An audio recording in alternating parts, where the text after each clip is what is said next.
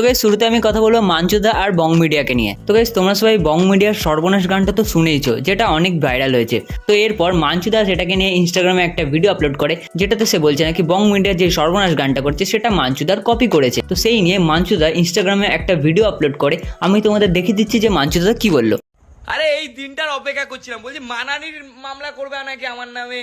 হ্যাঁ মানানি আমার পুলিশ তুলে নিয়ে যাবে, ভয়ে ভয়ে ভয়ে ভয়ের মধ্যে আছি, বলছি প্রচন্ড ভয় পাচ্ছি, পুলিশ তুলে নিয়ে যাচ্ছে। হ্যাঁ দুদিন ওই নেতাদের সঙ্গে ঘুরে বলছে পুলিশের গরম দিচ্ছে, বুঝলে ব্যাপারটা। বলছি চোর চোরই হয়, বুঝলে, কখনো চেন পকেটে ঢুকিয়ে যায়, আবার কখনো লোককে থ্রেট দিয়ে ভয় দেওয়া হয়, ঠিক আছে। বলছি কে সব থেকে চামার, কে কে চেন ঢুকায়, কে, আমরা তো যাই না। আর বলছি কোচবিহার কোচবিহার কোচবিহার খুব লাফাচ্ছে, বলছি কোচবিহারের টাইগার, আবে তুই ছুচো মুখ, কোচবিহারের টাইগার তুই সিম্পাতিবাজ।